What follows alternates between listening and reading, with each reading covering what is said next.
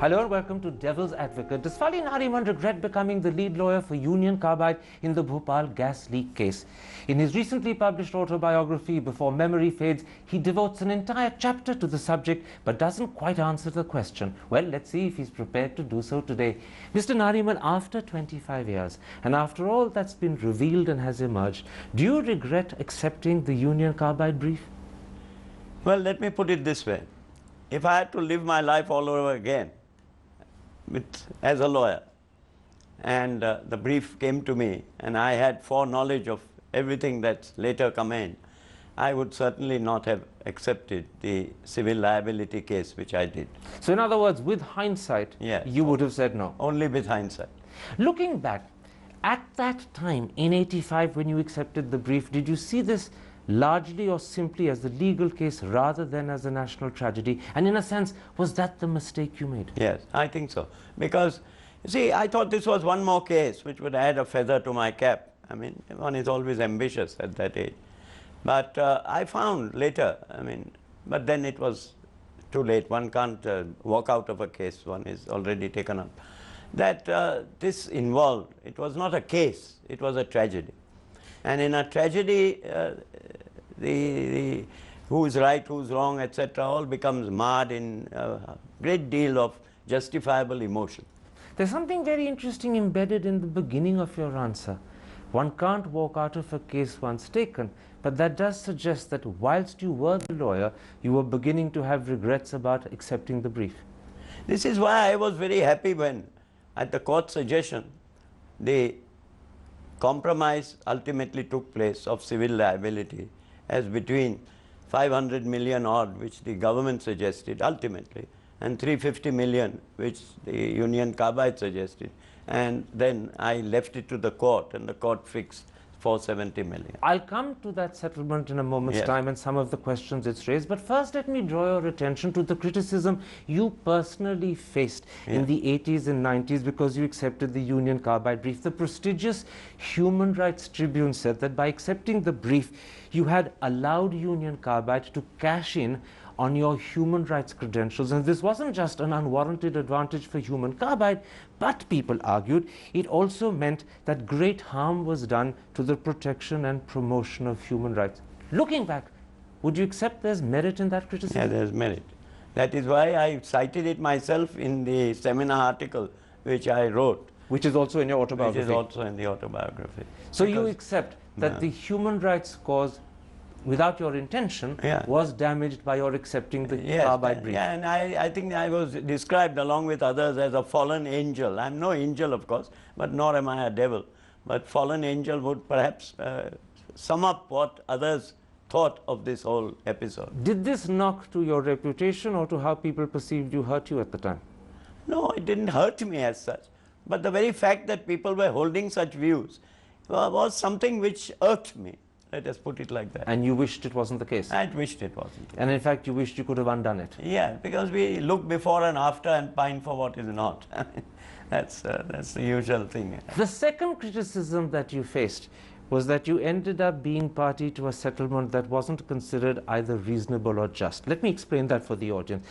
To begin with, the 1989 judgment was predicated on the assumption that the numbers dead were 3,000 and the numbers injured somewhere between 30 and 40,000. But even at the time of the settlement in 1989, there was good reason to believe that both those figures were substantially higher. Looking back, do you think the court should have made greater inquiry and taken greater scrutiny into the figures before assuming these were factually correct? You see, I think the court had this problem before it. This was only an interim order. You remember, this was an interim order directing us to pay compensation, from which we came to the Supreme Court. Union Carbide came to the Supreme Court. That was, you're talking about the Madhya Pradesh High Court order, which went to the Supreme Court. Madhya Pradesh order modified the order of the district judge to a lesser extent, and Carbide carried it further. And the judges felt, and they were continuously mentioned, and they were very prominent judges, including Venkat Chalaya and so on, who felt that something now must be done for the victims. And how soon can that be done? This was before any documents were filed. That I anything understand. that The judges felt a need to act and to act quickly for the victims, but they did so on the basis of assumptions they never verified. The figures turn out to be hopelessly wrong. I don't know whether they are even today hopelessly right or hopelessly wrong. You mean no one's verified them? No one's verified. You remember there was a Tata Institute of Social Sciences which was doing a door-to-door verification. And then for some obscure reason, that was stopped. But are you then saying to me that the assumption that only 3,000 were dead and only 30 to 40,000 injured, which was the assumption on which the 89 settlement was based, was an acceptable assumption? Because that's another aspect of that settlement that's been hugely criticized. Yes, but you see, the victims' counsel were also there. That is the problem. So the victims could have challenged it? Yes, they also, virtually, they didn't expressly accede to this. They didn't want a settlement at all. In the first place, they were absolutely against the Union of India taking over all their claims. But then what you're saying to me is that the fact that this assumption was accepted by the court is as much the court's responsibility as it is the responsibility of the victims and the victims' advocates. Yes, whoever was there on the basis of whatever they knew at that point of time. So the victims should have challenged it if they had reason to challenge it. If they didn't challenge it, it means they ipso facto accepted it. Yes, but the fact that they thereafter challenged it and that challenge was negative, it is also important because that's been escaped. There was a very long argument. The Union of India wanted to get out under a new Attorney General, wanted to get out of this settlement. And couldn't. And couldn't. Because the court said, no, it is fair and reasonable. All right, let's come to a second level of criticism. It is that the only thing offered by the 89 settlement to those who were asymptomatic at the time, but were likely to fall ill, and in the end, that number swelled into the hundreds of thousands, was a Union Carbide-funded hospital in Bhopal and advice to the government of India to take out a group insurance policy. Now, surely, in the circumstances, that wasn't just inadequate, it almost mocked at what was really needed for these people. Maybe. You accept that? Yeah, maybe. I appreciate that. All that criticism I appreciate. But the problem is that, you see, no one moved at the right point of time. Why after 16 years all this has been now raked up because of the finding in the criminal case, which had virtually nothing to do with the civil case. Because the civil case, please remember, was against the American corporation that I understand. For which I appeared. The UCIL was the Indian company, was the criminal case which languished for 15 years. But you're making a very... judgment just came out a few weeks ago. But you're making a very important point once again. You're saying even on this issue of looking after those who are asymptomatic but were bound to fall ill, and that number swelled into hundreds of thousands, no one at that time objected.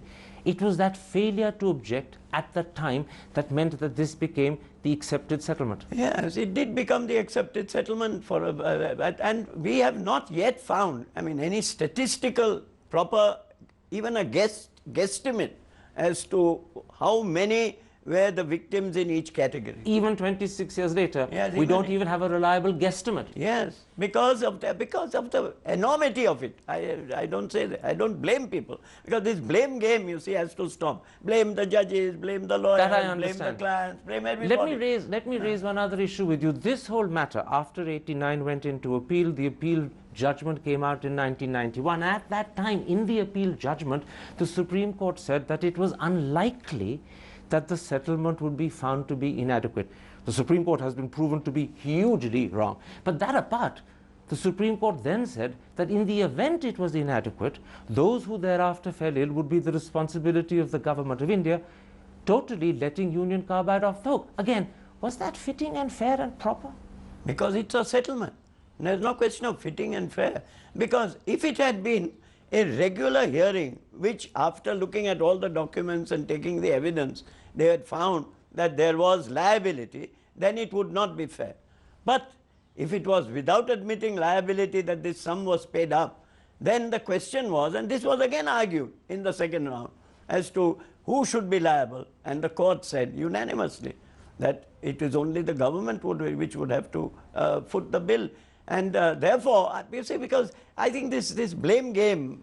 let's come out of the blame game. I'm not into the blame game either, but I'm into analyzing. You're saying you are entitled to you're saying two very important things to me.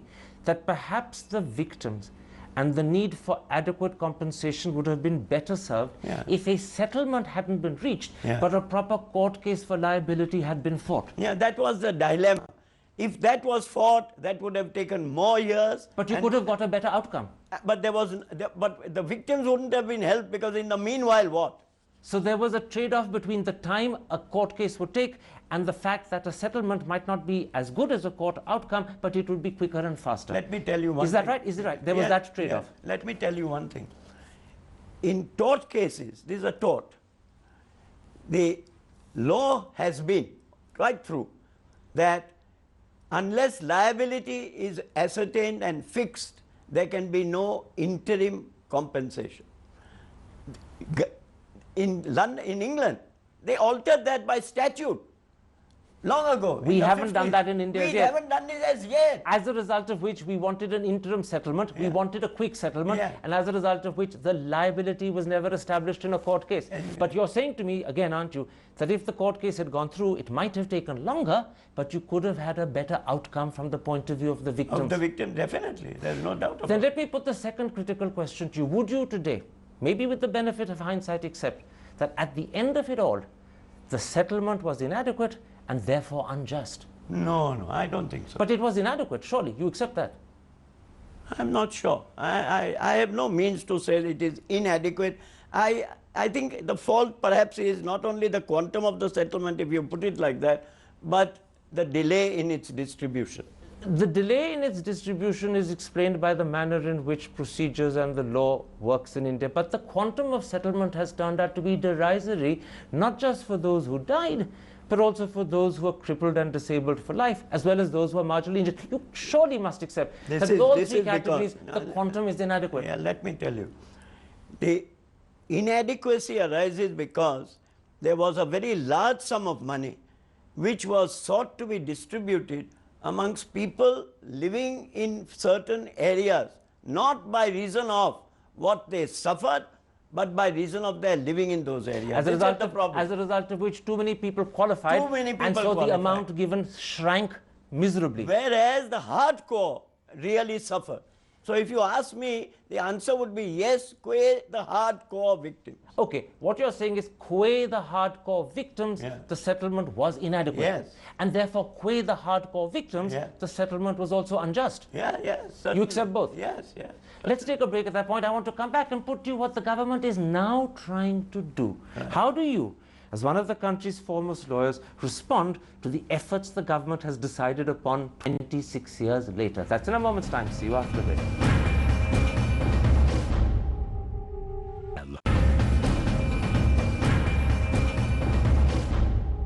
Welcome back to Devil's Advocate and an exclusive interview with Fali Nariman, who in 1985 was the lead lawyer for Union Carbide and has devoted an entire chapter to this subject in his recently released autobiography, Before Memory Fades. Mr. Nariman, let's now come to the steps the government of India is trying today in 2010, in a sense, to remedy the situation. First of all, they want to reopen the settlement with the hope of increasing the compensation. Do you think that's likely to succeed? No, I don't.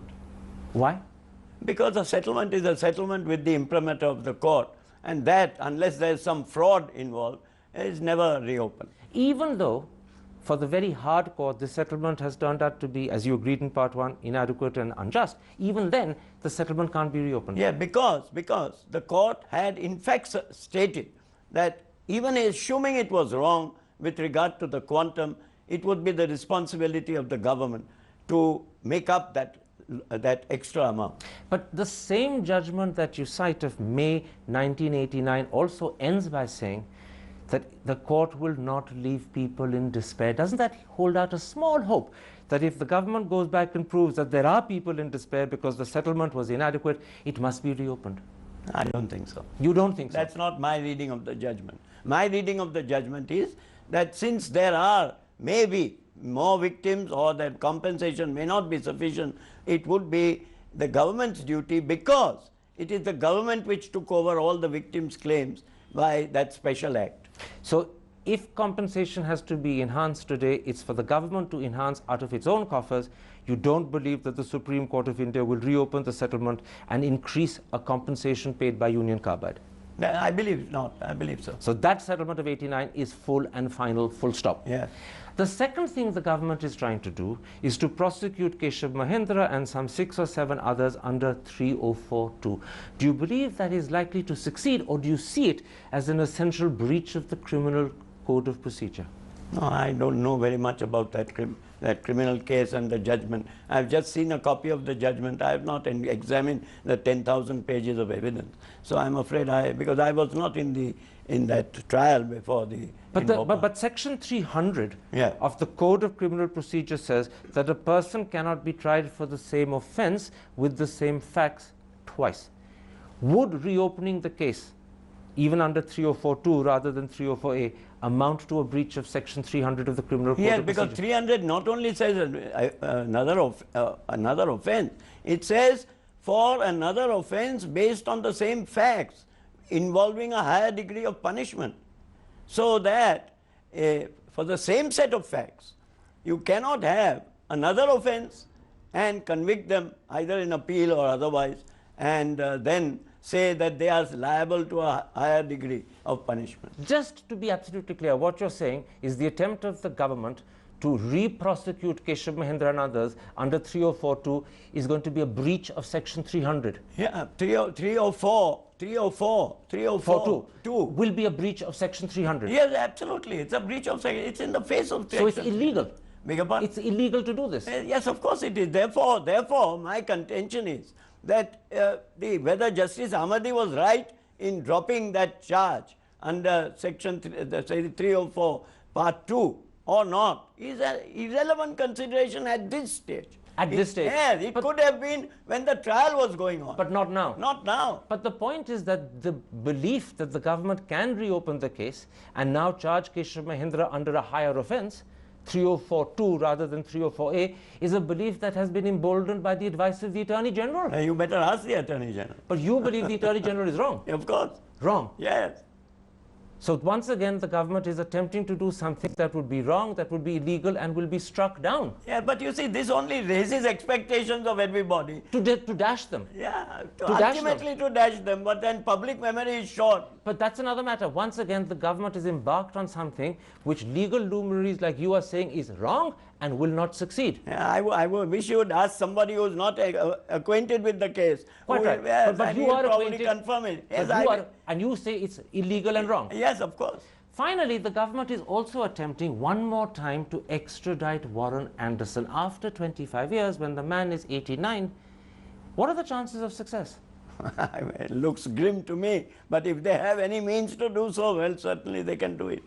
Then what is the point of these 3 exercises that the government is embarked upon? Because you've made it clear as a leading lawyer that they are unlikely to succeed, they are probably wrong in law, and they will be struck down by the court. So what purpose will be served? The only thing which the government has done, in my opinion, correctly, and it should have done it perhaps 14 or 15 years before, is to increase the compensation if they genuinely feel that the victims have not got there. But that's a compensation that they pay for from their own coffers. Yes. What you've already made clear is any attempt to get Union Carbide to pay more is not going to succeed. Not likely. So all the government can do is from its own exchequer pay more, but the attempt to re-prosecute, the attempt to open the settlement and get more compensation, as well as the attempt to extradite Warren Anderson, all 3 are unlikely to succeed. Yes, unlikely is correct. Unlikely is correct. But that is your considered opinion as a senior lawyer. Yeah.